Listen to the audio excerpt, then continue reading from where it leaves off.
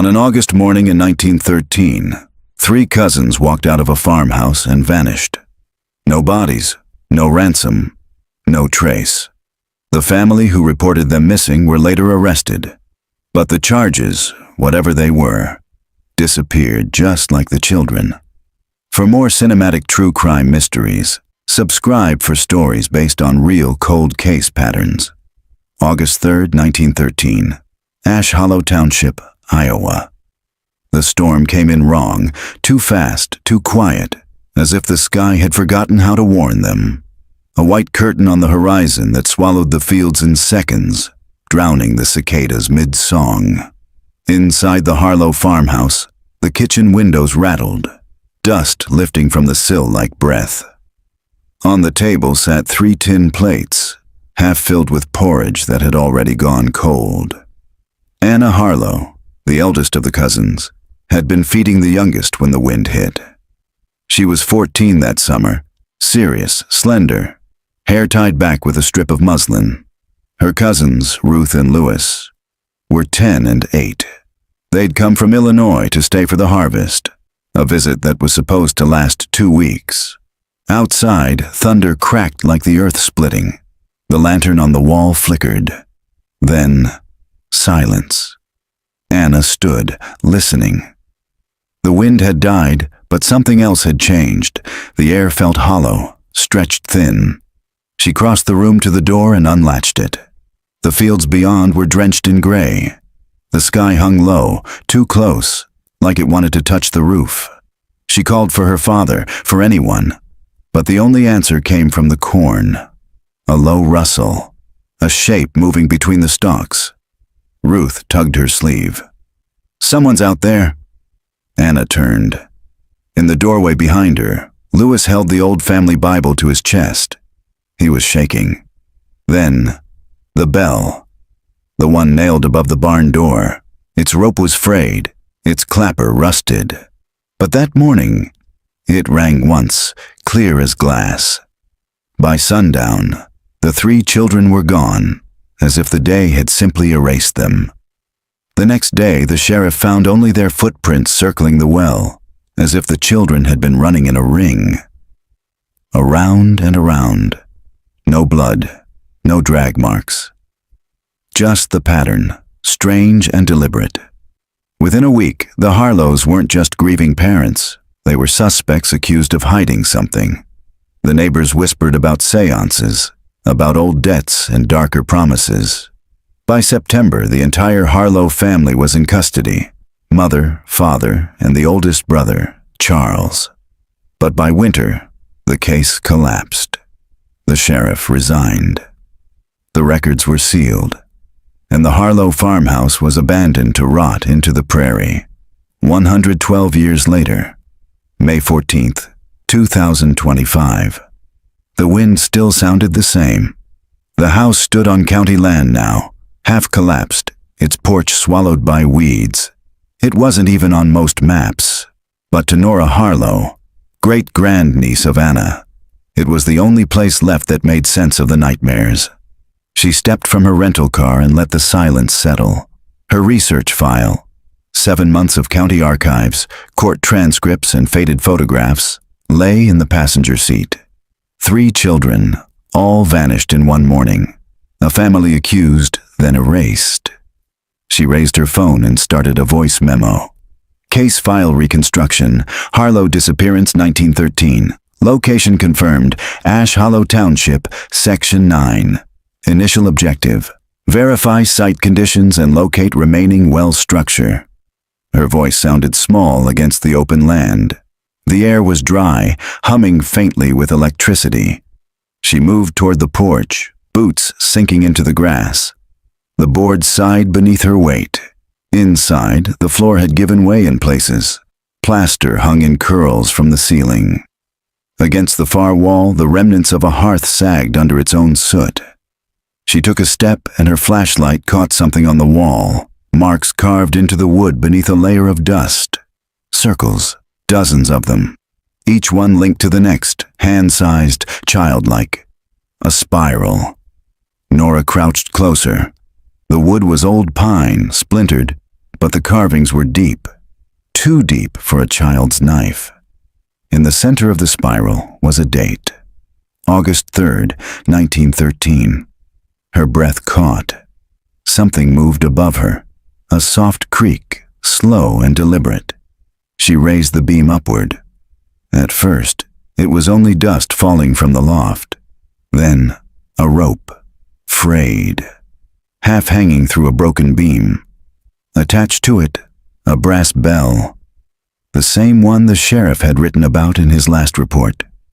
Nora lifted her phone again, hands trembling. Artifact discovery, barn bell referenced in 1913 transcript, current position consistent with... A sound cut through the static. Not the wind, not an animal. A child's voice, whispering. 3 words, almost lost to the hum of the storm outside. Still in the ring. The first night came with rain. Not a storm like the one in the reports, just a slow, persistent drizzle that blurred the fields into watercolor. Nora stayed inside the rental car longer than she meant to, engine off, watching the house through the wipers. Every time she blinked, the silhouette seemed to shift. The roofline sagging, the windows hollowing deeper, as if the building were taking slow, patient breaths. She told herself it was the light. The gray hour between evening and night could twist shapes, make ghosts out of wood and shadow. But as she finally stepped out into the wet grass, she couldn't shake the feeling that the house had been waiting for her.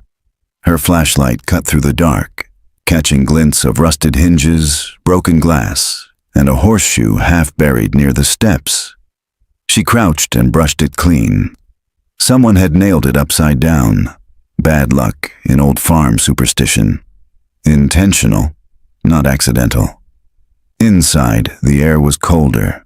The scent of rain and iron lingered. She found a place near the hearth and unrolled her sleeping bag. She'd planned to stay only long enough to take soil samples near the well and confirm the foundation structure. But dusk had come too fast. The nearest motel was 30 miles away, and the road out was already flooding. She set up a small lantern and a thermal camera. The lens flickered, showing faint fluctuations. Nothing unusual for an old building. But the lower temperature pocket near the wall carvings made her pause. The wood read colder than the air by nearly 10 degrees. She recorded another memo. Thermal anomaly detected near eastern interior wall. Surface carvings consistent with pre-1920 etching, no biological pattern. Her voice came out clinical, detached on purpose. If she kept the words clean, the ghosts stayed on the page instead of in her head. Midnight crept in without her noticing. The rain softened to a hiss, then to nothing. Nora woke sometime after 1, the lantern still burning low, the house silent except for the occasional pop of a wood. She reached for her water bottle, and that was when she heard it. The faint chime of metal against metal. The bell. She froze. It came again, a delicate note drifting down from the loft. She pointed the flashlight upward, but the beam swallowed in darkness. The rope hung still. Nothing moved. She climbed anyway. The stairs to the loft were nearly gone, eaten by rot, but she steadied her weight on the joists and pulled herself up. The space above was small, filled with dust and the husks of old bird nests. The bell was there, swinging slightly, though no wind touched it. Nora reached out to stop it. Her fingers brushed the brass, and cold shot through her hand like static. The bell rang once, sharp and immediate, the sound too loud for such a small space. It echoed in her ribs. When it stopped, she noticed something on the far wall. A small square of wood, lighter than the rest. A panel. She pried it loose with her pocket knife. Behind it was a cavity lined with paper, old, brittle, rolled tightly like scrolls. She pulled one free, careful not to tear it. It wasn't paper. It was cloth, folded thin, marked with dark brown stains. In the center, faint ink letters spelled a name. A. Harlow. Anna, the eldest cousin. Nora set it down and unrolled the next. This one bore 3 concentric circles drawn in faded charcoal, like the carvings below. In the outer ring, someone had written words she could barely read through the grime. The ring keeps them close. Nora's stomach turned. She packed the cloth into an evidence bag and backed down from the loft. Her phone buzzed once. Weak reception, a single bar, but no message came through. The time read 2:17 a.m. She returned to her sleeping bag, heart pounding, mind already racing through possibilities. The children vanished near the well. The family arrested. Circles carved on the walls, circles drawn on cloth. Ritual, superstition, or code? The air shifted again. Not a breeze, something subtler, like pressure. The lantern flame flattened. A sound followed, slow footsteps moving across the roof. Heavy, deliberate, too slow for rain. She swallowed hard and whispered into her recorder. Unknown sound source overhead. Weight estimated at... She stopped. The steps had paused above her. Another chime. The bell again, faint, but closer this time. The rope hung through the ceiling beam, motionless, yet the sound was real, not imagination. She felt it in her bones. The lantern guttered out. Darkness rushed in. For a moment, Nora thought she saw movement near the wall. The pale shape of 3 small shadows standing side by side. When she blinked, they were gone. She lit her phone flashlight and found herself alone. The air had turned sharp with cold again. The thermal camera blinked red. Temperature drop, 5, 10, 15 degrees. A pulse of blue at the edge of the screen, circular, as if something was radiating heat outward or drawing it in. She turned the camera toward the wall carvings. The spiral glowed faintly on the display, each ring flickering like a slow heartbeat. And in the center, a shape emerged. 3 small handprints, layered atop one another. She reached out to touch the wall. The wood felt dry, but under her fingers was the faintest impression, like skin that had pressed there long ago. She whispered without thinking, "Anna." The air shifted again, warmer now, carrying the scent of smoke and something faintly sweet, like apples left too long on a windowsill. She closed her eyes and saw it. The image not in front of her, but behind her eyelids. A girl in a linen dress, hair braided, standing by a well, mouth moving though no sound came out. When Nora opened her eyes, she was sitting on the floor, her recorder still running. The timestamp read 3:41 a.m. She didn't remember lying down. The first light of dawn crept through the broken windows, gray and merciless. The house looked ordinary again, just rotted wood, fallen beams, and old dust, but the handprints on the wall were still visible in the new light, faint but undeniable. Nora packed her gear and stepped outside. The rain had stopped, and the air smelled of iron and mud. The well sat at the edge of the property, half covered in vines. She walked toward it, recorder still in hand. Inside the stone ring, the darkness went deep, too deep for its size. She leaned closer and dropped a small stone. It fell for nearly 5 seconds before hitting water. The echo came back distorted. Not a splash, but something like a breath. She whispered to herself, "The ring keeps them close." And the wind answered through the grass like a sigh. The next morning, Nora drove into town. The sun had already burned the mist off the fields, leaving the world too bright, too open. She hadn't slept since the bell. The handprint still pulsed behind her eyes, ghost after images every time she blinked. Ash Hollow wasn't really a town anymore, just a strip of weathered storefronts, a single gas station, and the library that doubled as the county archive. The librarian's nameplate read, Margaret Ellis, county historian. Her hair was white, her eyes sharp behind rimless glasses. She didn't look surprised when Nora introduced herself. "You're a Harlow," Margaret said. "I could tell by the jawline." Nora smiled faintly. "Is that a good thing?" Depends on which Harlow you mean. Margaret gestured toward the back room, where a fan hummed over stacks of ledgers. You're not the first to come digging, but you might be the first to do it right. Most people want a ghost story. You sound like you want the truth. I do, Nora said. The file on the 1913 disappearances. Your archive log shows it was sealed after the investigation collapsed. Margaret nodded slowly. Sealed, burned, then somehow, half of it came back. She pulled open a drawer and retrieved a gray box marked H13C/restricted. You can look. I made copies of the few pages that survived. The folder inside was thin, maybe 30 sheets. The first was a police report dated August 4th, 1913. The ink had faded, but the details were clear enough. 3 miners missing, last seen near the Harlow property well. No sign of abduction. Family cooperative, but inconsistent. Nora traced the signature at the bottom, Sheriff Edwin Rusk.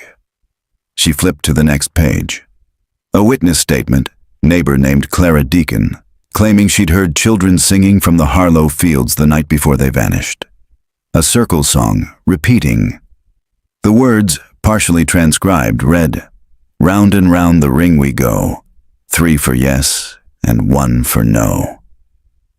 Nora shivered. She remembered the whisper from the night before, still in the ring.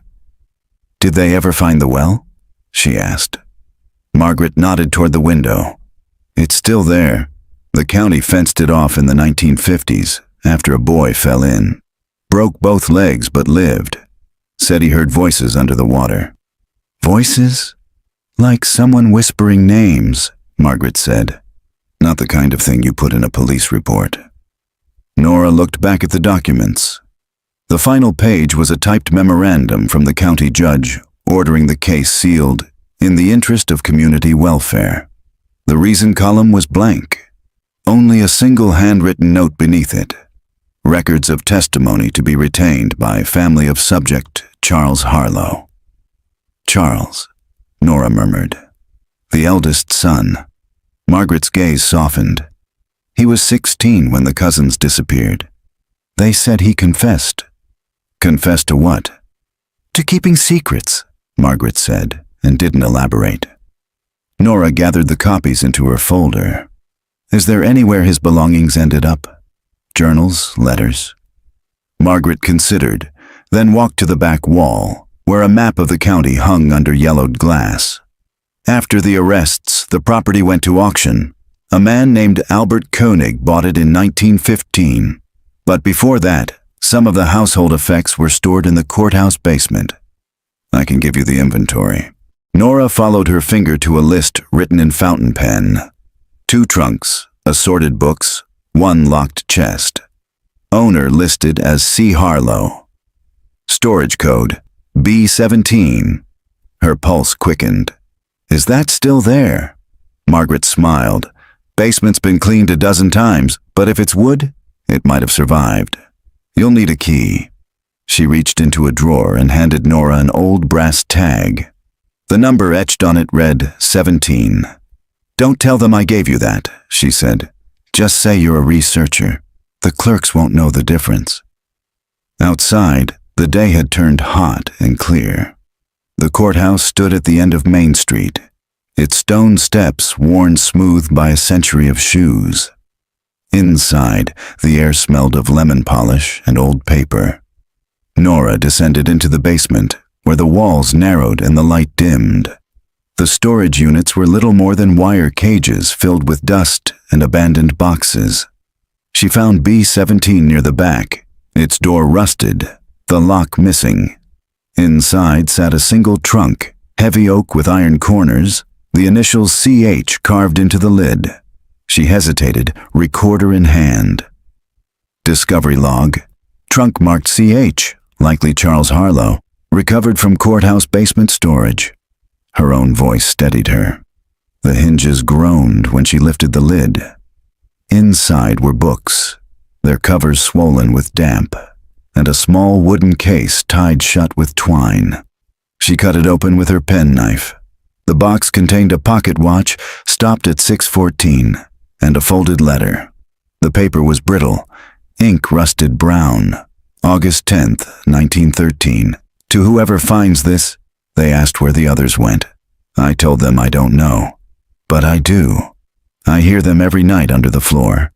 They don't cry anymore. They hum. I think Father hears them too. He says the ring was meant to keep them close, but it's keeping us instead. If the bell rings, don't answer. It's not them anymore. See. Nora's hand trembled as she lowered the paper. The words blurred, but one line burned into her mind. It's keeping us instead. She photographed the note, sealed it in an evidence bag, and replaced everything else as she'd found it. As she turned to leave, she noticed a shape drawn in chalk on the inside of the trunk lid. 3 circles, intersecting in the center. The same pattern as on the cloth in the loft. She switched off the recorder, her pulse loud in her ears. It's not them anymore, the line echoed. Outside, clouds were gathering again, curling gray along the horizon. The light dimmed. She looked down at her phone. The time was 6:14 p.m., the same time frozen on Charles's pocket watch. The courthouse lights flickered once, then went out. The lights came back after 30 seconds, but the silence lasted longer. Nora stood in the courthouse basement, the hum of the fluorescent bulbs flickering back to life overhead. Her reflection glimmered in the glass door of the storage cage. Tired, pale, eyes hollow from 2 sleepless nights. The note from the trunk still burned in her mind. She climbed the stairs 2 at a time. The courthouse was nearly empty now. Late afternoon sunlight slanted through the tall windows, catching dust like gold. Behind the reception desk, a man in uniform leaned on the counter, watching her approach. "Afternoon," he said, voice steady but curious. "You the one poking around the basement?" "Researcher," Nora replied, showing her laminated badge from the university. "County records on the 1913 Harlow case." The deputy's eyes narrowed. His name tag read, J. Rusk. Nora froze. "Rusk," she repeated. "Any relation to Sheriff Edwin Rusk?" He smiled thinly. "Great-grandson, though folks around here prefer not to talk about that." "That's interesting," she said carefully, "because your great-grandfather's reports were the only surviving documentation from the case." He tilted his head. "You mean the ones that didn't burn?" The way he said it made her stomach tighten. "So you've read them?" He shrugged. "Bits and pieces. Family stories mostly. What's your angle, Miss Harlow?" she said. His eyebrows lifted slightly. "Well, that explains it." She hesitated. "I found a trunk in the basement, Charles Harlow's. There was a letter inside, dated after the disappearances. It mentions hearing voices under the floor." "That's so." He straightened, the easy tone gone. "You shouldn't be down there alone. Some of that evidence is still county property." "I didn't remove anything," Nora said. "But I think your department still has files, sealed ones.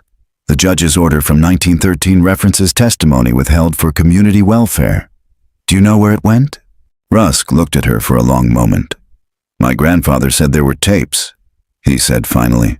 "Or what passed for recordings back then, wax cylinders. The court used them for depositions before typewriters became standard. Sheriff kept them locked up in his office until the fire. Until..." He tapped the countertop. "Not all of them burned. My grandmother swore one survived. She said the sheriff sent it to the Reverend Whitcomb up at the old parish for safekeeping." Nora frowned. "The church?" He nodded. "Whitcomb kept the parish records in an iron safe. When he died in 1940, the new pastor had the place condemned. Bad foundation, termite damage. They boarded it up. But the safe's still in there." "Where?" Rusk's eyes flicked toward the window. "Edge of Ash Hollow Road. Half a mile past the silos. You'll see the steeple if you look hard enough." "Is the building locked?" "Technically," he said, "but no one's checked it in 20 years. He paused, studying her expression.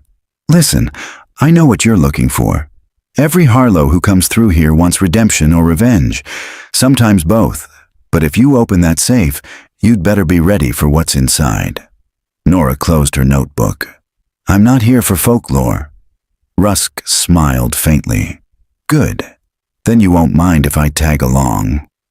By dusk, the sky had bruised to violet. They drove in silence, the sheriff's truck rattling along the gravel road that wound through the low hills. The church appeared like a ghost against the skyline. Its white paint long flaked away, the steeple leaning, the cross twisted by wind.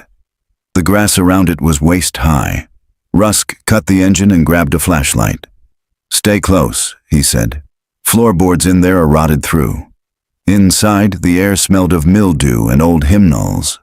Pews were overturned, the altar warped with water damage. In the back corner, behind a collapsed organ, stood a black iron safe, chest high and bolted to the wall. Nora brushed away cobwebs. The handle was rusted, the lock fused with time. "We'll never get it open." Rusk stepped forward, testing the hinges. "There's another way." He swung the butt of his flashlight down, striking the rusted edge. The door groaned once, then cracked open an inch, releasing a breath of stale air. Inside, wrapped in burlap, was a cylindrical case the size of a wine bottle. Wax sealed the cap. Rusk lifted it gently. "That's a phonograph cylinder," he murmured. "About 110 years old." The label was barely legible, but Nora could make out the words, "Testimony of C. Harlow, August 12th, 1913. Her pulse quickened. "That's 8 days after the disappearance. After they arrested him," Rusk said quietly. They carried it outside, the last light dying over the fields. Rusk placed the cylinder on the tailgate, examining the wax. "Still intact. We can't play it here. Needs a phonograph head. I've got one at the station." They drove back under a rising moon, the case between them. Neither spoke. When they reached the sheriff's office, Rusk led her into an evidence room lined with cabinets. From one drawer, he retrieved a portable Edison phonograph, an heirloom, its brass horn tarnished but functional. He set the cylinder onto the spindle, wound the crank, and dropped the stylus. A hiss filled the room. Then a boy's voice, shaking, high-pitched but clear. "My name is Charles Harlow. I was 16 when the storm came. They keep asking about the ring, but it wasn't a game. Father said it was to keep the wind away, said the well wanted us." Nora leaned forward, every muscle tight. "They went down there that morning. Anna, Ruth, Louis. Said they heard singing. I tried to stop them. Then the bell rang. After that, they didn't come back." Static swallowed part of the next sentence, then, "I hear them at night, under the boards. Mother says to pray, but Father says we must listen. That's how they come through. If the ring breaks, the storm comes again." The voice trembled. "Please tell them it wasn't me." The cylinder ended in a burst of hiss, then silence. Rusk switched off the machine. "That's all," he said softly. Nora sat back, her hands numb. He was terrified. "He wasn't lying," Rusk said. "The weather that week, county records show 3 separate lightning strikes around that property. The storm leveled half the cornfields." "But he mentioned a well," Nora whispered. "Singing from below." Rusk nodded. "The sheriff's final report, what little remains, said the well was filled with water up to the lip. But when they drained it, they found nothing." "Nothing." He looked at her. "No water. Just soil, dry and packed, like the earth sealed itself." Outside, thunder rolled in the distance again, faint but rising. Rusk exhaled slowly. "Looks like your storm's coming back." The rain arrived like memory. Soft at first, then relentless. By the time they reached the Harlow property again, the sky had darkened to slate, and the road had turned to mud. The house loomed through the sheets of rain, its silhouette flickering in the flashes of lightning. Nora stepped out of the truck, her boots sinking into the soaked earth. The air smelled of ozone and rust. Behind her, Rusk hoisted the lantern and the evidence case with the phonograph cylinder sealed inside. "Storm's moving east," he said. "We don't have long." She nodded, eyes fixed on the well. It stood at the far edge of the property, the ring of stones half buried under moss and roots. The old rope pulley was gone, leaving only the crossbeam leaning over a mouth of darkness. She started the recorder again. May 15th, 2025. Site inspection, Harlow Well. Primary origin point in the 1913 disappearance. Objective, locate original shaft depth. Lightning crackled across the horizon. For a moment, the whole landscape lit up. The house, the trees, the endless field. And in that instant, Nora thought she saw a faint circular pattern etched into the mud around the well. "See that?" she asked. Rusk stepped closer. Lantern raised. The glow revealed overlapping rings in the earth, faint depressions forming a spiral no wider than 10 feet. Rain pooled in the grooves, tracing the shape until it shimmered. "Could be animal tracks," he said, though his voice lacked conviction. Nora crouched and touched the edge. The soil felt packed, compacted, as if pressed by something heavy. Animals don't move in perfect circles. Rusk exhaled, set the lantern on the stones, and grabbed the coil of rope from the truck. "You really think there's something under there?" "There's always something under," she said softly. He tied the rope to the beam and lowered a small floodlight. The beam descended 20 feet, 30, before it hit something, dirt, not water. The light caught on a wooden edge, like a board wedged across the shaft. Rusk frowned. "Looks filled in?" "Maybe not completely," Nora said. "Can you secure the beam? I'm going down." "Absolutely not," he said immediately. "That shaft's a century old. You'd be lucky to get halfway before it collapses." But Nora was already fastening the harness she'd brought from her field kit. "I'll stop at the plank. If it's sealed, I'll come back up." Rusk muttered something under his breath, but steadied the rope anyway. "You've got 5 minutes. If that line goes slack, I'm pulling you out." She nodded and stepped over the edge. The descent was slow, the smell of wet earth closing around her. Rain dripped through the stones above, each drop echoing down the shaft. Her flashlight caught layers of soil, roots, broken shards of pottery, an old nail. 10 feet down, the air changed, thicker, colder. At 20 feet, the light reflected off the plank she'd seen before, wood and iron, wedged across the shaft like a false bottom. She braced herself and tapped it with the heel of her boot. Hollow. "Nora," Rusk called down, his voice distant. "You see anything?" "Yeah," she said. "It's not solid. There's space underneath." She ran her fingers along the edge until she found a gap just wide enough to slip the light through.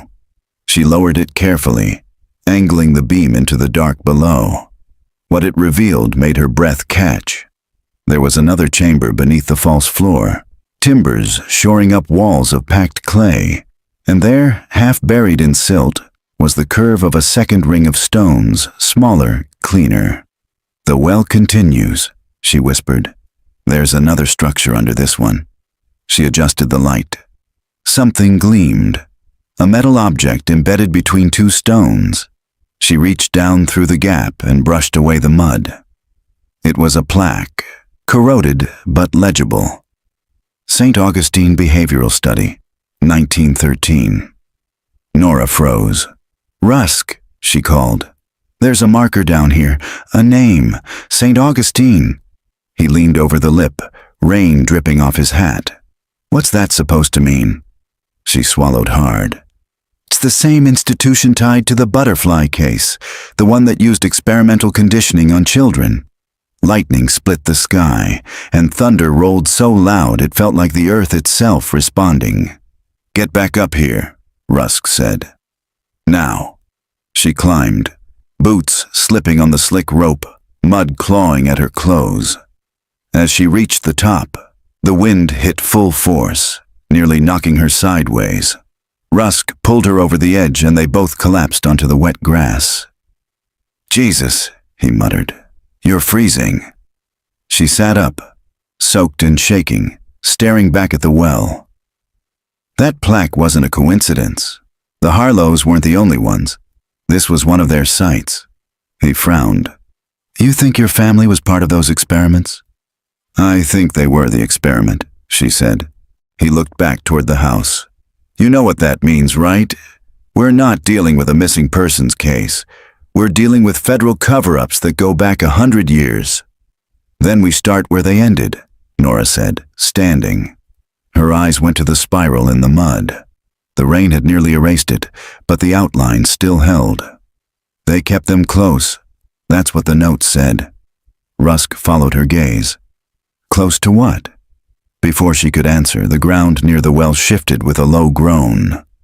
The soil sagged inward an inch, then another, like something beneath it was giving way. The lantern slid off the stones and disappeared into the dark. They both froze, listening. A hollow splash echoed from deep below. Then, another sound, not the echo of the lantern. A breath, a sigh. Rusk stepped back. "Tell me that was air release." Nora didn't answer. Her eyes were fixed on the opening. The rope swayed slowly, though no wind touched it now. "Let's get back to the truck," Rusk said, "before this whole field caves in." But Nora was still watching the well, the mud sliding into it like a slow whirlpool. And for a moment, just before the rain swallowed the sound, she thought she heard it again. 3 voices, distant and layered, singing through the dark. "Round and round the ring we go. 3 for yes and 1 for no." The sound faded with the rain. Nora whispered to herself, "They never left." By morning the rain had stopped, but the fields were drowned. Mist clung to the low ground, turning the Harlow property into a shallow lake. The house seemed to float above it, reflection rippling in the pooled water. Nora parked the truck on the higher rise, boots already sinking in mud as she stepped out. Rusk followed, squinting against the glare of early light. "You sure you want to go back in there after last night?" "I don't want to," Nora said, "but I have to." The well had partially collapsed during the storm. The rope hung limp. The beam cracked in 2. The spiral pattern in the mud had vanished. She photographed the site anyway, labeling each shot by timestamp and angle. Documentation was a ritual. Control in the face of what refused to make sense. Inside the house, the floor was slick. Water seeped up through the cracks between planks, forming a shallow film across the kitchen. The air smelled of silt and rot. The carvings on the wall were darker now, the circles swelling as if the grain itself had drunk the night's rain. Rusk tested the boards near the hearth. "Watch your step. Ground's giving way." Nora nodded, sweeping her flashlight toward the far wall. A thin current of water trickled into a gap beneath the stove. When she crouched and pried at the baseboard, a panel came loose, releasing a gush of muddy water and the sour smell of old stone. "There's a crawl space," she said. "Every farmhouse had one," Rusk replied, but his tone was wary. "They used them for storage, or worse." She widened the opening with her crowbar. Beneath the floor was a square shaft leading downward into darkness, about 4 feet wide. The light caught the edge of a staircase, half rotted, descending into brick and standing water. Rusk sighed. "Of course there's a basement." Nora set up a small camera on the counter. "Visual log," she said into a recorder. "Subfloor cavity, eastern quadrant of main structure. Access point revealed by flood erosion." She took the first step down. The water lapped around her ankles, icy, metallic. The flashlight beam drifted across the walls. They weren't wood. They were lined with red brick, sealed with lime. This wasn't a farmer's root cellar. It was a room someone had designed, measured, and hidden on purpose. At the bottom, the space opened wider than expected. An arched room maybe 10 by 12 feet. The ceiling was low, supported by iron beams. On one wall hung 3 rusted hooks, equidistant, each with a frayed piece of rope still tied. Rusk came down behind her, the light from his lantern scattering across the water. "Christ," he muttered, "someone built this to last." Nora's foot struck something under the water. She crouched and reached down, fingers brushing metal. A tin lunch pail, dented and sealed. Inside, wrapped in wax paper, were fragments of what looked like fabric. She peeled the edge back. Child's cloth, embroidered with initials. H. Ruth Harlow, she said quietly. They were here. Rusk scanned the walls. "Look at this." Behind a column, half hidden by moss, was a chalk drawing. 3 stick figures holding hands, drawn low to the ground. Beneath it, a single line of writing in faint pencil. "We are waiting for the ring." The letters wavered, some half erased by damp, but the meaning struck clean. Nora touched the wall, her throat tight. "They weren't playing," she whispered. "They were waiting for something." Rusk's radio crackled faintly from his belt. Static, then silence. He frowned. "Signal's dead down here." "There's something else," Nora said. At the far end of the chamber was a wooden door, its top edge warped but intact. She pushed. It held firm. Rusk joined her, shoulder to the plank, and with a groan, the door gave way. Beyond it lay a smaller room. The air changed, stale, dry, preserved somehow despite the flood. Shelves lined the walls, filled with glass jars sealed with wax. Inside each, dark liquid in shapes that made her stomach twist. Insects, bits of bone, tiny teeth. Rusk lifted one jar, squinting. "Animal remains," he said. "I hope." Nora's beam swept to the back wall. There, nailed above a rusted iron cot, hung a metal plaque identical to the one she'd seen in the well chamber. St. Augustine Behavioral Study, Site 03B. Her pulse thudded. "It's the same project," she said. "They built the study under their own house." Rusk set the jar down gently. "Then your family wasn't hiding a crime. They were part of one." Nora turned, searching the shadows. Another object glinted on the shelf. A photograph sealed behind glass, warped with moisture. She wiped the surface with her sleeve. The image showed 5 children standing in front of the farmhouse. 3 she recognized from the newspaper archive. Anna, Ruth, Louis. But 2 others stood beside them. Unfamiliar faces. Both younger, both wearing tags around their necks. The back of the frame bore writing, Group 4, Compliance Observation, July 1913. Her breath came shallow. "They weren't cousins," she whispered. "They were subjects." The weight of it sank in. A century of rumor, guilt, myth, all reduced to a single truth more terrible than murder. These weren't simple disappearances. They were disappearances with purpose. Rusk ran a hand through his hair. "We need to call this in. State investigators, maybe even federal." "Not yet," Nora said, shaking her head. "If we report it now, they'll seize everything.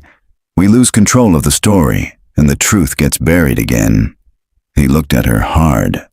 "You think you can out-investigate 100 years of bureaucracy?" "I don't have to," she said. "I just have to find proof before they come for it." Thunder rumbled again. Farther off now, but steady. Above them, the house creaked, water dripping through the boards like a clock. The sound of time, she thought, everything leaking through. Rusk started up the stairs first, lantern held high. Halfway up, he froze. "Nora, look." She followed his gaze. On the underside of the steps, etched into the wood, were 3 names in a child's hand. Anna, Ruth, Louis. Beneath them, a 4th, almost invisible. Eliza. "Another subject?" he asked. Nora swallowed. "Or the one who made it out." They climbed the rest of the way in silence. When they emerged, the sky had begun to clear, thin sunlight cutting through the mist. The air smelled of damp wood and new grass. Behind them, the flooded cellar door gaped like a wound. Rusk locked the latch with a length of chain from the truck. "That'll hold for now," he said. "You're staying in town tonight. No arguments." Nora didn't answer. She was staring at the mud around the house, where the flood had receded enough to expose the faint edges of a ring, stones arranged in a near-perfect circle, each carved with numbers. She knelt and brushed one clean. The inscription read, 03B Eliza. She looked back at Rusk, voice barely above a whisper. They numbered the graves. The rain had drained away by the time Nora reached town, but the clouds still hung low, bruised and heavy. The streetlights glowed against the wet pavement like faint memory. Rusk had insisted she rest. She'd nodded, but rest was impossible. She stopped at the diner across from the courthouse, a relic with tin ceilings and cracked red booths. The coffee was weak, the pie too sweet, but the anonymity soothed her. She set her recorder on the table, its red light blinking faintly. "Field log, May 16th, she said quietly. Recovered evidence suggests direct link between the Harlow property and the St. Augustine behavioral study. Secondary name located under stairwell, Eliza. Need to confirm subject records." She stopped the recording and pulled out her laptop. The town's Wi-Fi was slow, the screen light harsh in the dimness. She searched St. Augustine Behavioral Study, 1913, Indiana. Hundreds of dead ends, articles on the 1980s investigation, academic footnotes, nothing useful. Then one hit stood out. Whispers of the Butterfly Program, an oral history, published 2009 by Midwestern Review.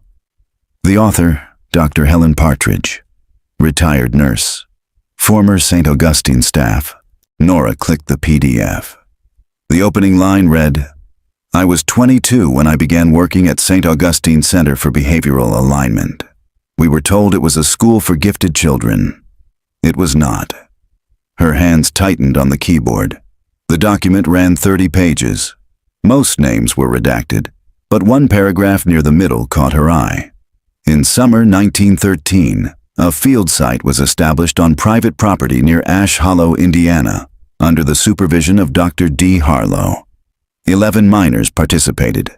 Only 7 were ever officially recorded. Of these, 2 were designated relocated, 3 expired, and 1 retained. Nora whispered the words aloud. Dr. D. Harlow. The initials matched her great-grandfather, David Harlow. He hadn't just known about the experiments. He had run them. The bell above the diner door jingled. A waitress refilled her coffee, smiled absently, and left again. Nora stared out the window, at the courthouse lights flickering across the street. "He buried them under his own home," she murmured. "He didn't just let it happen." Her phone vibrated, a message from Rusk. "Stay put. Got something you'll want to see. 20 minutes. She left cash on the table and walked outside. The air was damp and cool, the pavement steaming in places where the rain had pooled. She leaned against her car, staring at the courthouse clock. 20 minutes stretched long. When Rusk's truck finally pulled up, he looked grim. "You were right about Eliza," he said. "We ran the census for Ash Hollow. 1910, 1920. No Eliza Harlow. But there was an Eliza Grant, age 10, listed as a domestic in the Harlow household." Nora frowned. 10? A domestic? That's impossible. "Not back then it wasn't," Rusk said. "They called them helpers, usually orphans brought from the city under church programs. Cheap labor, no questions." He handed her a photocopy of the record. Under Origin, it read, St. Augustine Center, Ward Number 12. Nora's stomach turned. She wasn't family, she whispered. She was one of theirs. They drove back to the motel. Rusk spread files across the table, maps and census lists, a faded photograph of the old St. Augustine campus, a spired building ringed by forest. The state archived the rest of the records in Indianapolis, he said, but most burned in '87. The rest were sold to private collectors during a clearance auction. Sold? Nora asked. Who buys case files from a child experiment? Rusk shrugged. People who don't want them seen. She stared at the photo. You said Eliza was from Ward 12. Is there any record of what that means? He handed her another page, a letter dated October 1913. To Director Harlow, per your request, Ward 12 subject has been reclassified from compliant to resistant. Recommend termination or relocation to off-site holding. No signature, only the seal, SAC, St. Augustine Center. Nora read it twice. Off-site holding, she said. That's the farmhouse. Rusk nodded. And termination. They sat in the silence. Outside, a train passed, its horn distant, low. The sound carried through the thin motel walls, fading into nothing. Nora leaned back in the chair. The article. Helen Partridge, the nurse. She's still alive. Or was, 16 years ago. Rusk raised an eyebrow. You think she'd talk? She wrote about it once, Nora said. Maybe she's been waiting for someone to ask again. She typed her name into the database. A listing appeared. Helen Partridge, born 1910, last known address. Crescent Oaks Care Home, Jefferson County. That was less than 3 hours away. I'm going in the morning, Nora said. You're not going alone, Rusk replied. The next day dawned pale and colorless. The drive wound through forest and farmland, the radio silent except for static. When they reached the care home, it stood quiet among pine trees, a single-story building with a white porch and faded blue shutters. A nurse led them down a hall lined with framed paintings, childish, abstract, all in shades of blue. Miss Partridge doesn't talk much anymore, she said, but she listens. She always listens. Helen Partridge sat by the window of her room, wrapped in a quilt, eyes sharp despite her 90-some years.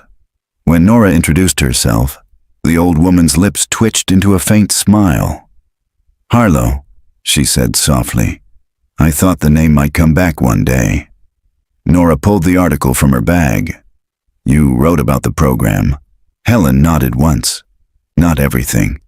They wouldn't have let me. Rusk leaned forward. We found one of the sites. I know, Helen said. You smell of the clay. It gets into you. Her eyes flicked to Nora. You want to know about Eliza? Nora froze. Yes. Helen's fingers trembled as she reached for the quilt's edge. She wasn't supposed to stay. She helped the others, hid them when she could. They called her the quiet one, but she wasn't quiet. She remembered. Remembered what? Nora asked. Helen's voice lowered. The song. It was theirs, not ours. They sang to mark the time. 4 rings, 4 choices. When the last ring stopped, the rest went away. The ring, Nora said. The one carved into the field. Helen nodded. Each site had one. They said it measured obedience. How long the children could walk the circle before they broke. Rusk's jaw tightened.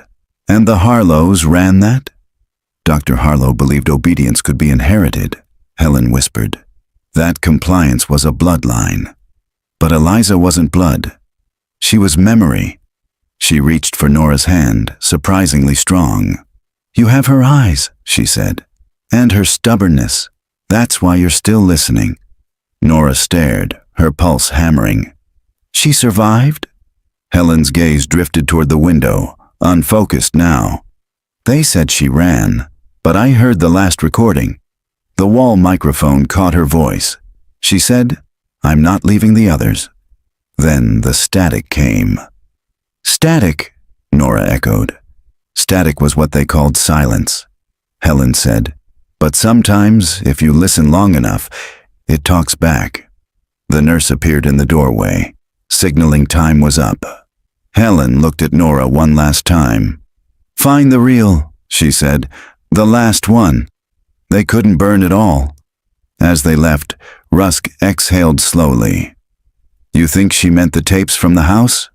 Nora shook her head. No. She meant the ones they moved before the fire. The ones sold. And how do you plan to find that? Nora slid behind the wheel and started the engine. We find the buyer. The trees along the road blurred past in streaks of green and gray. Behind her, the recorder blinked, catching her final words of the day. Field log, May 17th. The dead aren't silent, they're archived. Chicago smelled like rain and static, the kind that hums off power lines before a storm. By the time Nora and Rusk reached the city, twilight had settled over the skyline. The streets gleamed from an afternoon drizzle, neon reflecting off puddles like fractured glass. They parked near the river in front of an old brick warehouse. The address matched what they'd found in the invoice logs from the state archive. Harlan Kinsey, Private Acquisitions. Rusk glanced at the sign, brow furrowed. You're sure this guy's legit? Legit enough to outbid the government for confiscated evidence, Nora said. Inside, the building felt like a museum for the forgotten. Rows of filing cabinets lined the walls, interspersed with glass display cases filled with film reels, phonograph cylinders, and shelves of brittle folders labeled by hand. The air was thick with dust and quiet music, an old waltz crackling from a gramophone somewhere in the back. A man emerged from the shadows, thin, tall, gray hair combed neatly. His eyes were small but keen. Detective Rusk, Miss Harlow, he said before they spoke. I expected you yesterday. Rusk shot Nora a look. How'd you know we were coming? Kinsey smiled faintly. The same way you found me. The trail is circular. He gestured for them to follow him through the aisles. You're here about St. Augustine, yes? Everyone comes eventually. Not everyone, Nora said. True, he said. Most stop before they reach this part. They reached a long table covered in reels of tape, some labeled in neat handwriting, others blank. Kinsey pulled on gloves and carefully lifted one canister marked SAC. Ward 12/1913. This, he said, is what you came for. Nora's heart skipped. The last reel? Not the last, he corrected. The last surviving. Found in an estate sale in '88, mislabeled as a choir recording. It's been cleaned and digitized. You'll want to hear it in isolation. He guided them into a small projection room, its walls padded with foam, the air humming with faint electricity. A monitor flickered to life. The waveform appeared, fuzzy, uneven. Kinsey pressed play. For a moment, there was nothing but static. Then, voices, children singing, faint and rhythmic. Round and round the ring we go, 3 for yes and 1 for no. Nora's breath caught. The same song, the same cadence. But under it was another sound, something mechanical, a slow click-click, like a metronome. Then a man's voice, steady, clinical.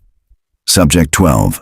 Eliza, Session 3, compliance rate, 82%. Rusk stiffened. The voice continued. Subject demonstrates spontaneous empathy toward expired subjects. Punishment cycle enacted. Observe vocal resistance. There was a brief silence. Then a child's voice. Small, hoarse. Please, they're still singing. The man's tone sharpened. Continue. A rustle of movement. A short cry. Then the sound cut sharply into static again. Kinsey leaned forward, listened to the next layer. He adjusted the frequency, filtering the noise until another voice emerged, whispering behind the distortion. I know you're still listening, it said. If you hear this, find the others. They're under the circle. Don't let them keep the key. The voice was faint, aged by distance and time, but it was unmistakably feminine. Older now, not a child. Eliza, Nora whispered. Rusk frowned. You're sure? She nodded. It's her cadence. The nurse said she recorded herself. This must have been after she escaped. Kinsey smiled slightly. You see, the past leaves instructions. You just have to learn how to listen. What key is she talking about? Rusk asked. Kinsey turned off the monitor. That's the part no one ever solved. The St. Augustine records mention a key circle, a symbol used to access something, maybe data, maybe another site. But the physical key itself was never found. Nora glanced at him. Do you know what it looks like? He opened a drawer and took out a small envelope. Inside was a photograph, an iron disc, etched with concentric rings and numbers. In the center, a shape like a butterfly. This was catalogued in one of the burned archives, he said. Recovered partially before the fire reached the basement. I bought the copy years ago. Nora stared at the image. The pattern was familiar, the same as the carvings in the farmhouse field. Kinsey slid the photo across the table. They called it the resonant key, supposedly used to synchronize the field sites. You could say it was their way of keeping the circle unbroken. Where is it now? Rusk asked. Kinsey's smile faded. Gone, taken from the archives in 1987 by a woman using the alias E. Grant. Nora froze. Eliza Grant? Indeed. The room fell silent except for the hum of the old projector. So she survived, Rusk said quietly. At least long enough to steal this thing. Nora leaned closer. Do you know where she went? Kinsey hesitated, then pulled another envelope from his coat. A return address was logged from a private post office in New Hampshire. No forwarding, but the handwriting on the package matches hers. He handed her the slip of paper. If she's alive, or if anyone kept what she took, it'll be there. She studied the address. Box 14, Stony Ridge, NH. Rusk exhaled. That's 1,000 miles away. Then we'd better start driving, Nora said. As they turned to leave, Kinsey spoke again. Miss Harlow. She paused. The ring doesn't end where you think, he said softly. Every site was built on an earlier one. You're tracing the newest layer. The real beginning is still buried. Nora met his gaze. Then I'll find it. Outside, the rain had started again. Thin, silvery, endless. As they walked to the truck, Nora looked up at the gray sky. They thought they could keep it quiet, she said. Bury it under a century of silence. Rusk started the engine. Looks like you're planning to dig a little deeper. She stared out the window as the city lights blurred by, her reflection ghosted in the glass. In her hand, she still held the photograph of the resonant key, the butterfly symbol faint but unbroken. For the first time, she felt the circle tightening, not just around the Harlows, but around herself. The mountains of New Hampshire rose like old bones beneath the mist. By the time Nora and Rusk reached Stony Ridge, the fog had thickened into a white wall that swallowed the road.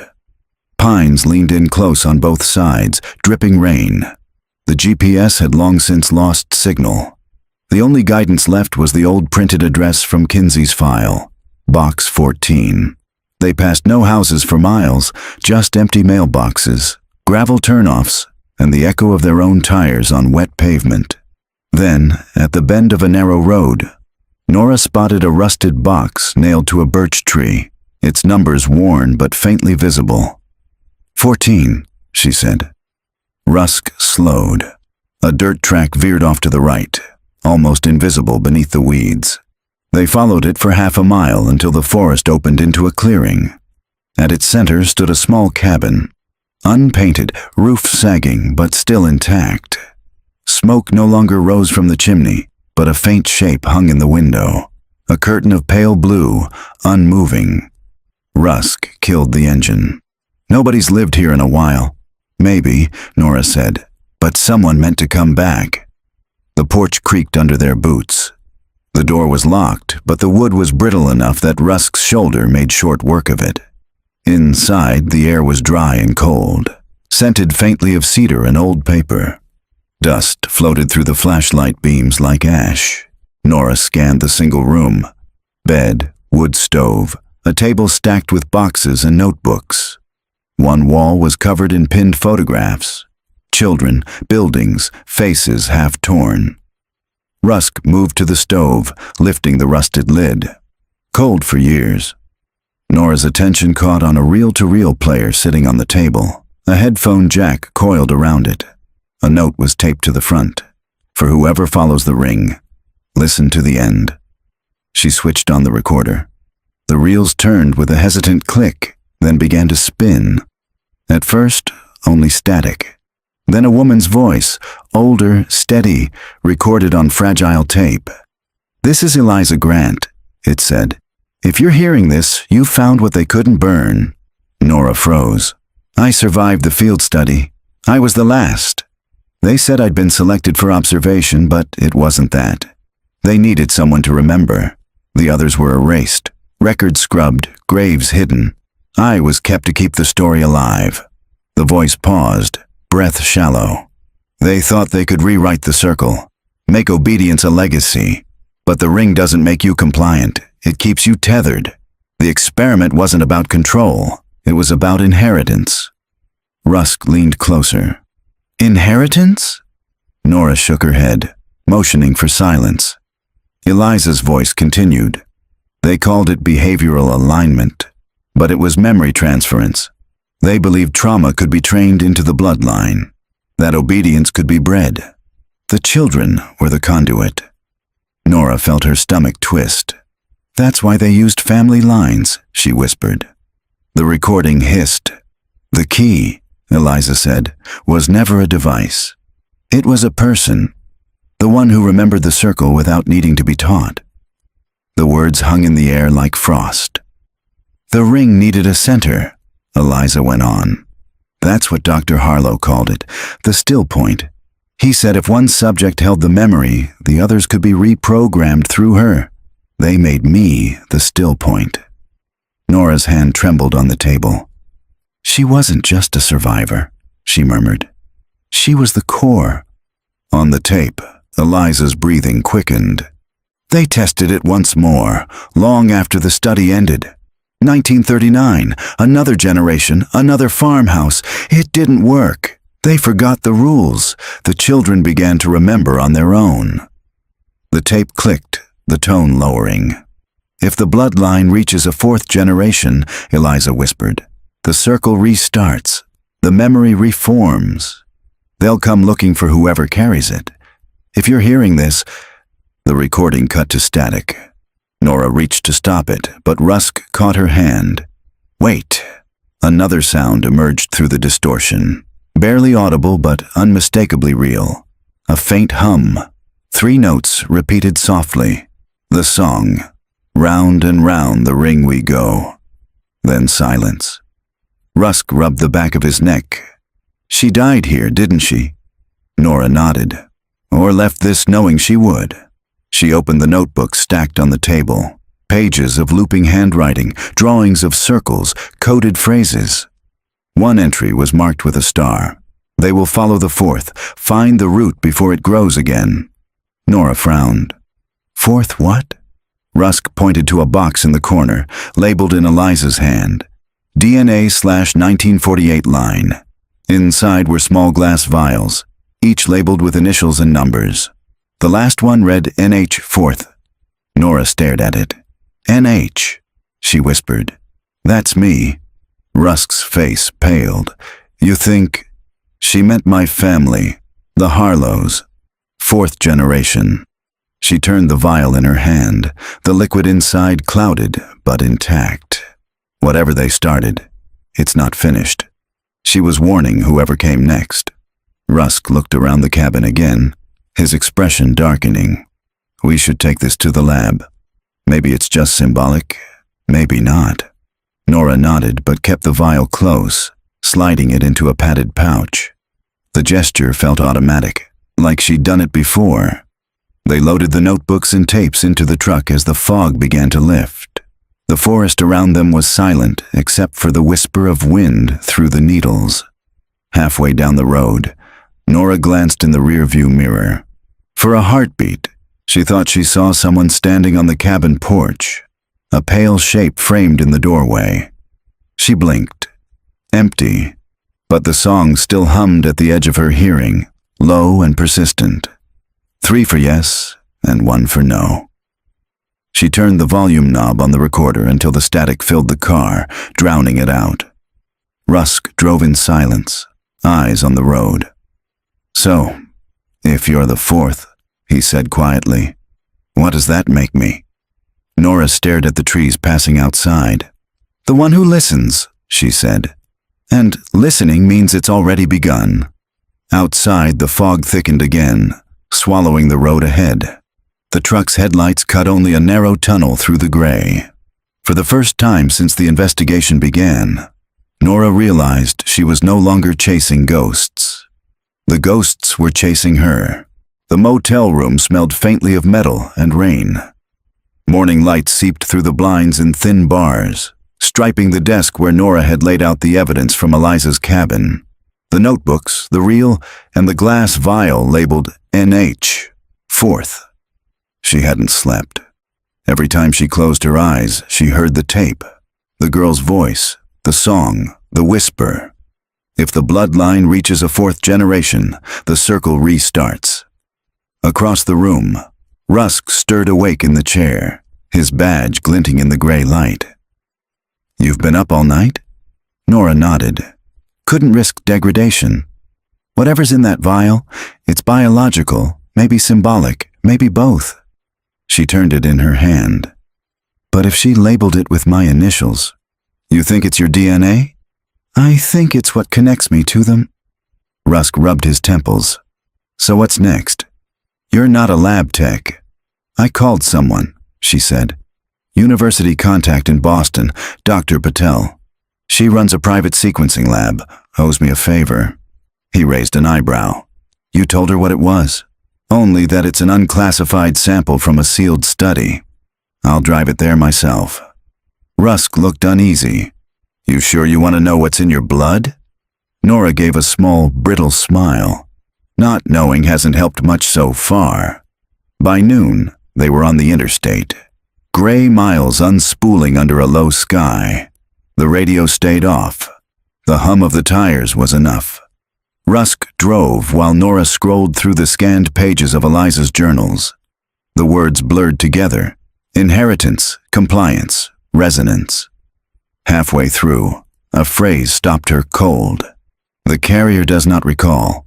The memory is dormant until the ring reforms." She read it again, pulse quickening. "Carrier," she murmured. "Not descendant, carrier." Rusk glanced at her. "Meaning what?" "She didn't mean genetic in the usual sense," Nora said. "She meant encoded memory. Something passed through conditioning, not DNA. The way trauma travels through behavior." "You think you've got someone else's memories?" Nora looked out the window. "Sometimes, when I dream, I see a house that isn't this one, but it feels like I've been there my whole life." They fell silent again. Dr. Patel's lab sat on the edge of Cambridge, a converted warehouse filled with hum and light. When Nora handed her the vial, Patel turned it gently in gloved fingers. "This fluid's ancient," she said. "Preserved in formalin, but still readable. I can run spectrometry and limited DNA extraction." "How long?" "An hour for composition, a day for sequencing." Rusk nodded. "We'll wait." Patel smiled faintly. "Curious.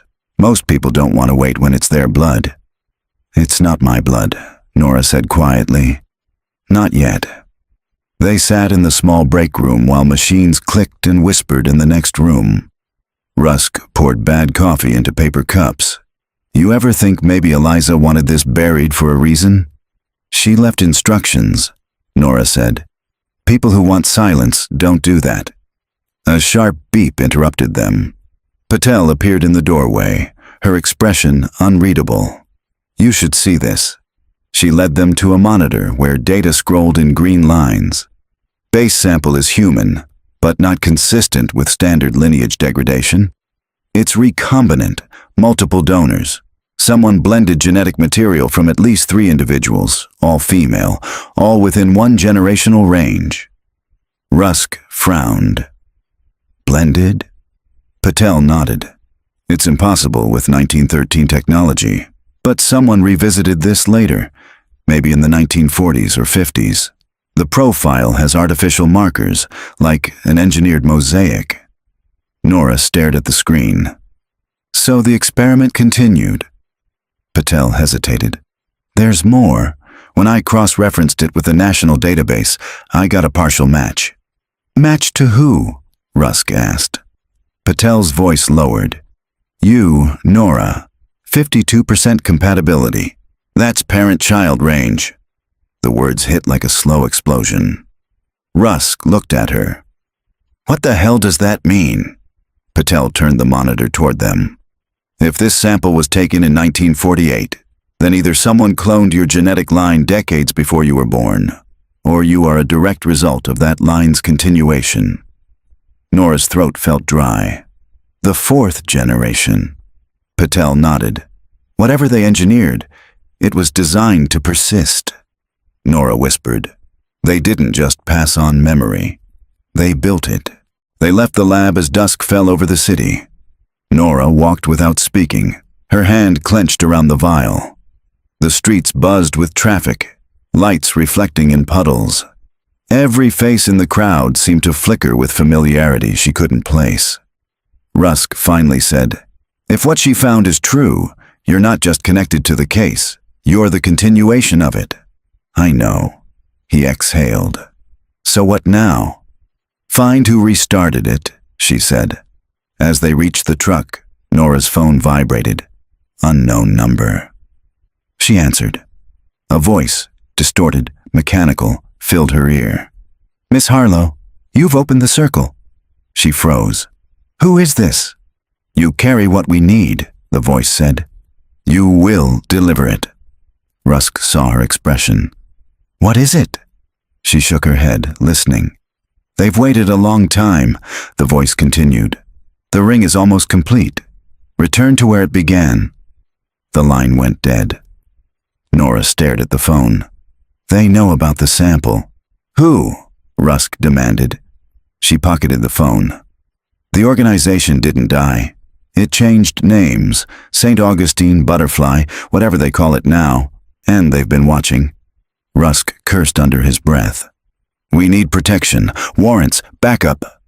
They'll never believe us, Nora said. Not yet. We have to finish this ourselves.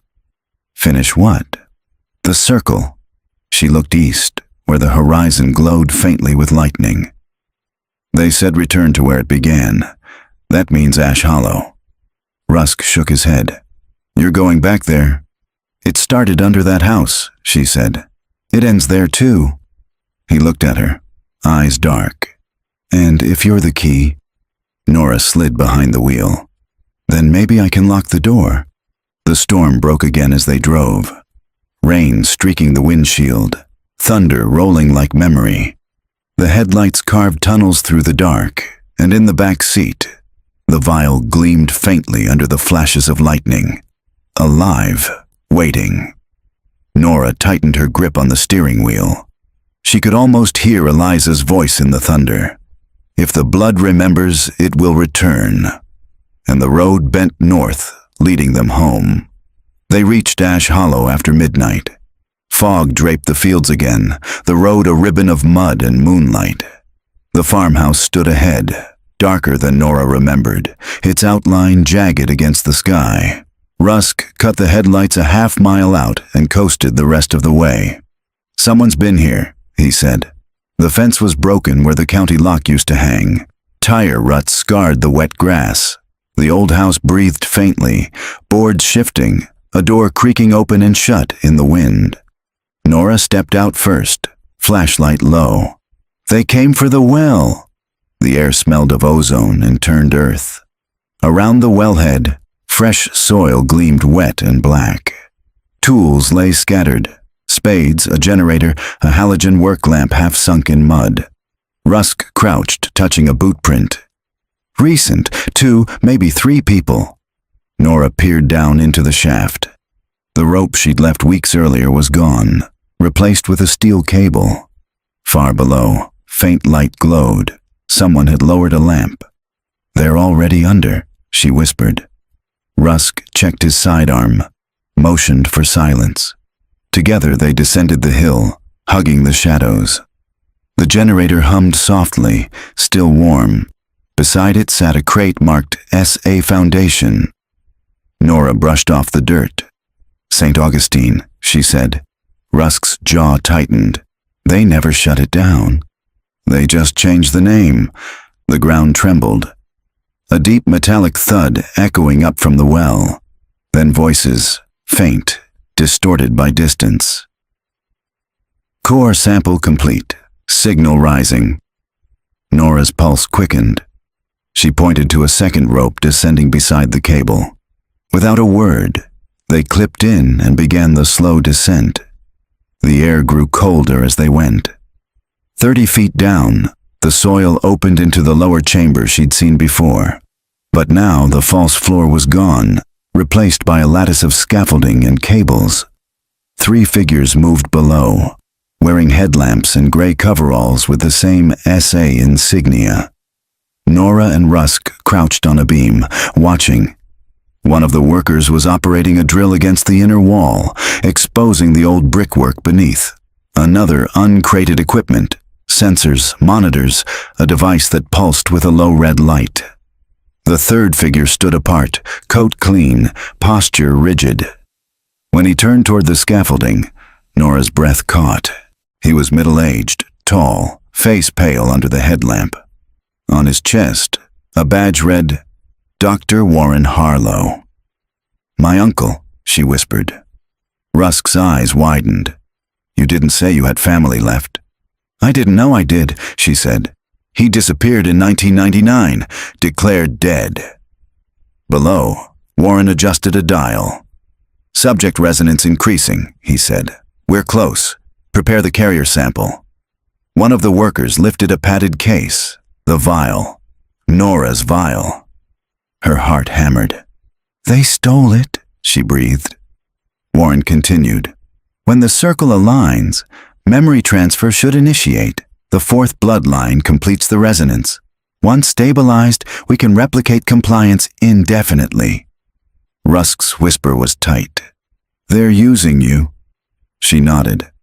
"Or what's inside me." He studied the distance. "If we take out the generator, they lose power and comms. You get the sample back." She hesitated. "And the ring. We collapse it." He climbed silently down a support beam while Nora moved along the upper ledge, keeping low. Sparks hissed below as the drill bit struck stone. Warren barked a command. Then everything went white. A flash of light burst from the wall, pure, soundless. The workers stumbled back, shielding their eyes. In the glare, the bricks crumbled outward, revealing a cavity lined with smooth metal, circular and perfect, humming faintly. Warren stepped closer, awe in his voice. The core, after all these years. Inside the chamber, light rippled like water, and something, impossible to describe, moved beneath the surface. Nora felt a pressure behind her eyes, a whisper threading through her skull. "Remember the song." She gripped the railing, breath ragged. "Eliza," she murmured. Rusk reached the generator, yanked a cable free. Sparks flew, lights flickered, and one of the workers saw him. "Hey!" Shouts, chaos. Rusk kicked the generator over, plunging the chamber into half-darkness. Nora leapt from the ledge, landing hard beside the case. She grabbed it and ran. Warren's voice cut through the noise. "Don't let her reach the surface." A hand caught her sleeve. One of the workers. She swung the flashlight, striking his face, and tore free. The hum grew louder now, filling the air like a heartbeat. The ring on the wall began to glow in concentric waves. Rusk grabbed her arm. "Go!" They climbed the rope as the ground shook beneath them. Below, Warren stood before the glowing chamber, arms raised. "You can't stop it," he shouted. "It's already in the blood." The walls cracked. Water burst from fissures, flooding upward. The hum became a roar. Nora and Rusk reached the surface just as the well erupted. Mud, water, fragments of stone shooting into the air. They dove clear as the scaffold collapsed. For a long moment, there was only rain and silence. Rusk rolled onto his side, coughing. "You have it?" Nora held up the case, soaked but intact. "Got it." The ground beneath them shuddered once more, then stilled. The well mouth had sealed itself with debris. Rusk stared at it, breathing hard. "What the hell was that?" Nora looked toward the house. In the flicker of lightning, she saw new carvings shimmering on the boards, rings fresh and wet, as if written by unseen hands. She whispered, "The circle didn't break. It moved." They reached the interstate at dawn, the sky a bruise of violet and iron. The storm that had swallowed Ash Hollow still churned behind them, a black knot of thunder rolling low over the fields.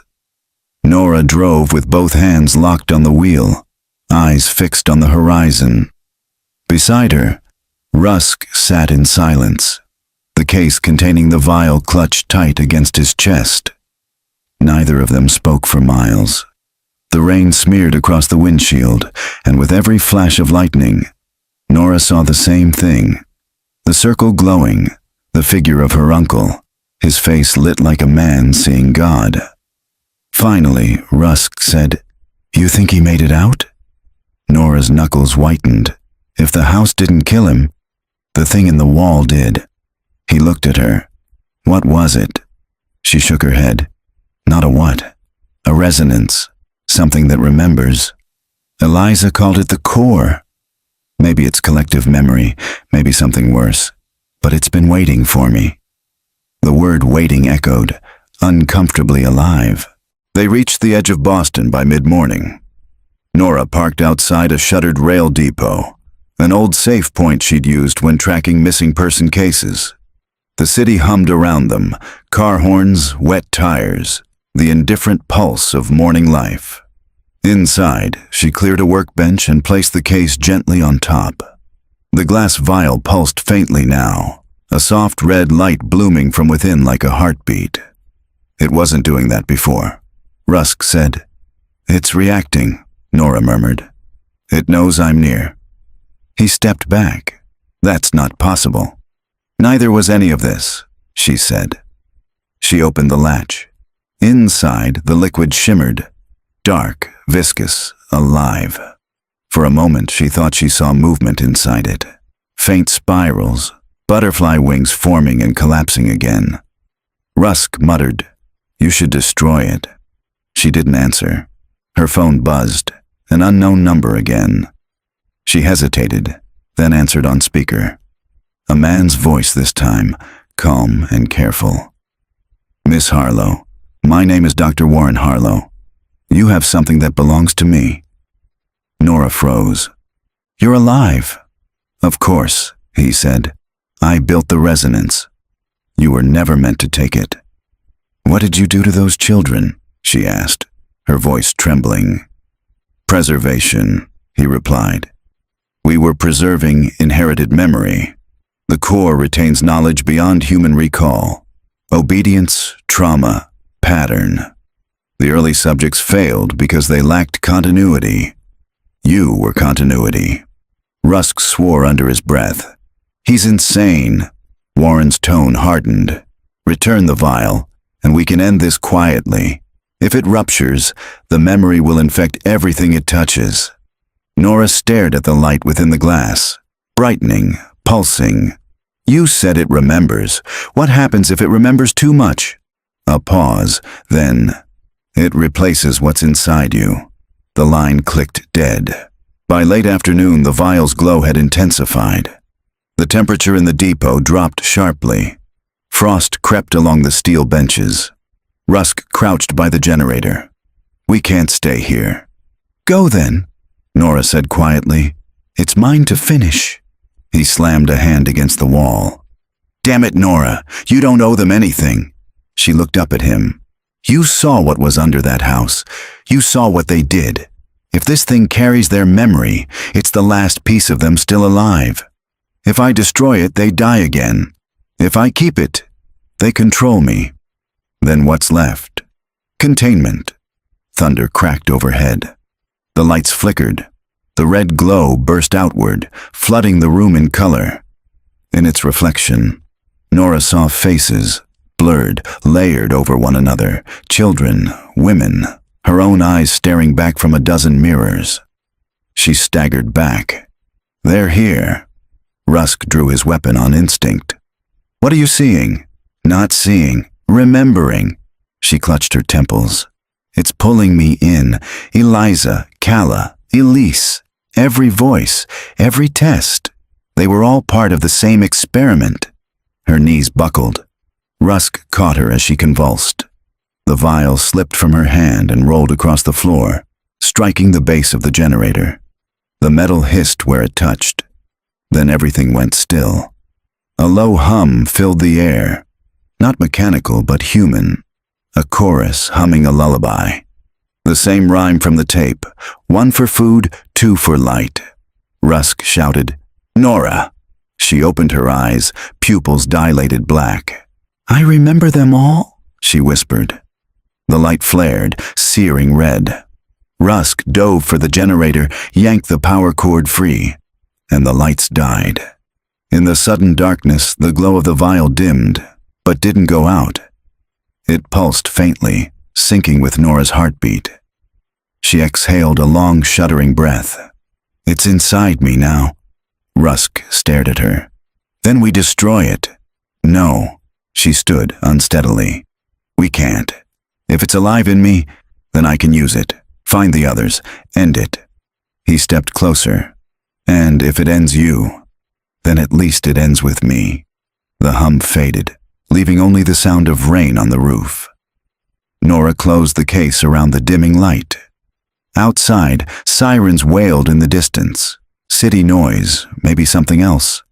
Rusk glanced toward the sound, uneasy. "They'll come for us." "I know." "What's the plan?" She looked out at the darkened city. "We go back to where the files started, St. Augustine's facility, the original lab site.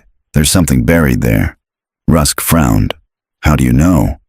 "Because they remember," she said, touching her temple. "And now, so do I." She turned toward the door, the case in her hand still glowing faintly red. "We finish this tomorrow." Rusk followed her out into the rain. The city swallowed them both, and behind them, in the empty depot, the generator clicked once and flared to life on its own, just long enough to cast a faint red butterfly shape against the far wall before dying again. The St. Augustine campus had been closed for half a century, its buildings reduced to husks along the Massachusetts coast. Salt air gnawed at the brick. Vines climbed the window frames like veins. The sign at the gate read, "St. Augustine Center for Behavioral Alignment." Letters rusted, the word alignment half broken. Nora parked the truck beyond the dunes, rain whispering across the windshield. "They built the butterfly ring here first," she said. Eliza's notes traced it back to this place. 1913, the same year the cousins vanished. Rusk loaded his flashlight and sidearm. "And your family?" "Supervisors, custodians of the project. They thought obedience could be inherited." They moved through the gate. Wind moaned through the empty halls. The air smelled of mold and seawater. A storm rolled in off the Atlantic, thunder blooming in slow waves. Inside, the walls were lined with photographs, rows of children, stiff-backed, expressionless. Beneath each, a brass plaque engraved with a number, Subject 01, Subject 02. Rusk swept his beam across the portraits. "All the missing ones?" Nora nodded. "And all forgotten." They found the main stairwell collapsed, so they climbed through a service shaft that reeked of oil and rust. Down one corridor, the paint had peeled away in concentric rings, as if heat had once radiated from the center. At the end stood a steel door, half open, marked Archive B, Genealogical Research. Nora hesitated. "This is it." They stepped inside. The chamber was dry, preserved somehow. Shelves of reel-to-reel tapes filled the walls, each labeled by hand. 1913, Pilot Trial. Series 2, Obedience. Series 4, Continuity. In the center stood a single chair, bolted down, restraints frayed. The floor beneath was etched with the same butterfly sigil. Rusk muttered, "Same as Ash Hollow." Nora crossed to the desk. A binder lay open, its pages brittle but legible. The heading read, Project Inheritance. Phase 1, Family Integration, Ash Hollow Experiment, July 1913. She read aloud. 3 cousin subjects selected from familial line, each trained separately under observation.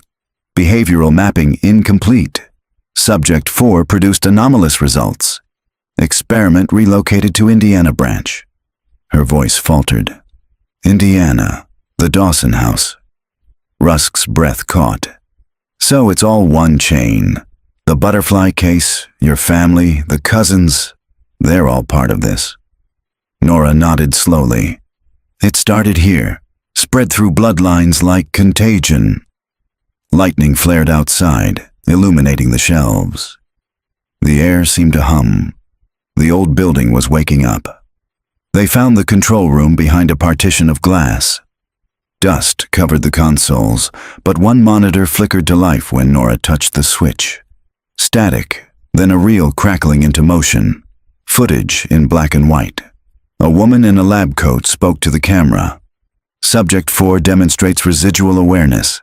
The others obey silence. 4th remembers. The image shifted. 3 children sat in a semicircle, heads shaved, eyes hollow.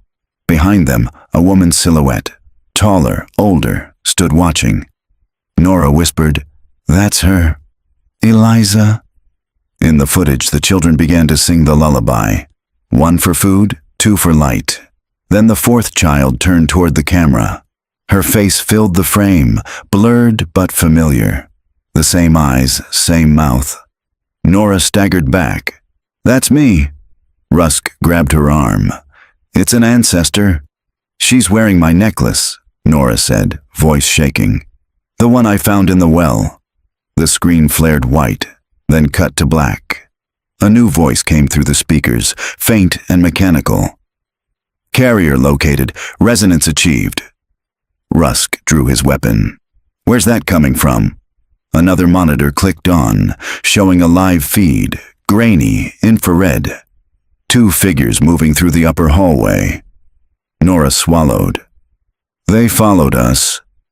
The storm outside broke against the windows. Glass rattled, rain streaming through the cracks.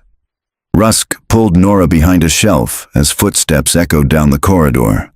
2 shapes entered the archive room, Warren and another figure, a woman with red hair under a hood. Warren's voice was calm, almost reverent.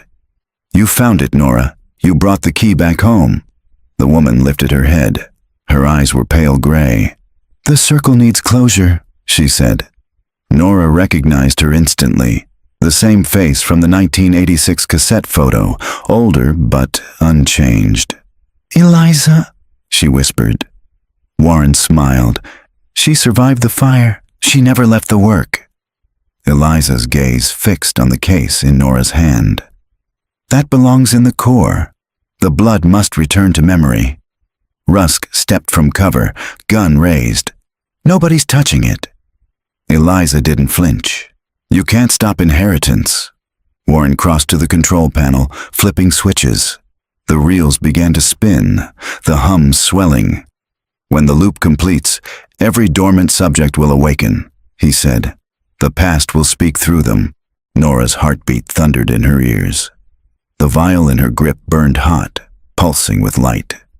She felt the pressure inside her skull, voices whispering, hundreds of them. She turned to Rusk. "If it stays whole, they win. If it breaks, you die," he said. "I was never mine to begin with." She ran forward, slammed the vial onto the console. Glass shattered. Red light burst outward, flooding the room. The walls shook. The reels screamed. Every photograph on the shelves caught fire without flame, faces twisting, dissolving into smoke. Warren shouted, "You don't understand!" But the light swallowed him. Eliza screamed once, a sound that became the wind itself. Then silence. When Nora opened her eyes, she was lying on the floor of the archive. The air smelled of ozone and wet stone. Rusk crouched beside her, bleeding from a cut on his temple. The reels were gone, melted into slag. The chair lay overturned.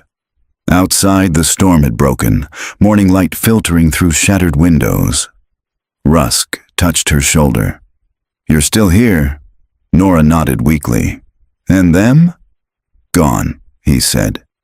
She looked around the ruined room. On the floor where the vial had burst, a single shape had burned itself into the concrete, a butterfly with 12 wings, faintly glowing. Rusk followed her gaze. "What's it mean?" "Completion," she whispered. Every subject remembered. They walked out together into the rain. The sea roared below the cliff, washing against the rocks like breath. As they reached the truck, Nora looked back once. The building stood quiet now, but the windows reflected faint movement, shapes of children waving, fading with the dawn. She whispered their names under her breath. Calla, Elise, Tessa, Angela, Mira, Juniper, all of you. Rusk started the engine. Where to now? Somewhere they can't follow. She turned her face toward the sea. And maybe, somewhere we can start remembering for ourselves. The wind carried her words away. The ruins of St. Augustine receded in the rearview mirror, shrinking to a gray speck against the horizon. 6 months later, the Atlantic was calm again. The ruins of the St. Augustine Center had been sealed behind chain link and warning tape. The cliffs fenced off. The sea wind quieter now that the voices inside the walls were gone. On the hill above the shoreline stood a new structure, a small circular pavilion of glass and weathered steel. Nora had designed it herself. No plaques, no marble, no funding campaign. Just 12 glass panels arranged like petals, each etched with the faint image of a butterfly's wing.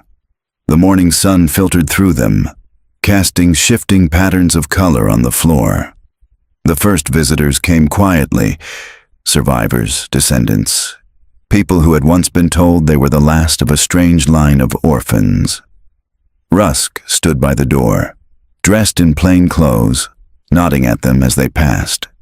His limp from the explosion had almost healed, though he said the sound in his ears, the high, thin hum, never left. Nora knelt by the center stone. Beneath it, sealed in a clear capsule, lay what remained of the butterfly files, fragments of the melted reels, the pages from Eliza's notebook, and a small ceramic token in the shape of a wing. She whispered the names again, one by one, letting them drift into the salt air. Calla, Elise, Mira, Tessa, Angela, Juniper, and the ones we never found. Rusk crouched beside her. "You really think it's over?" She smiled faintly. "Nothing ever ends, Rusk. But remembering keeps it from starting again." He looked around at the others. Families tracing the engraved butterflies with their fingers. Children chasing the colors on the floor. "You could have left this place," he said. "Started over." "I did," she replied. "Just not the way people mean." A small girl approached, maybe 9 years old, hair tied with a red ribbon. She handed Nora a folded piece of paper. "Mama said I should give you this," she said. Nora unfolded it. A drawing, 12 butterflies, each with a different number of wings. Beneath them, the words written in a child's hand. "We are the ones who remember."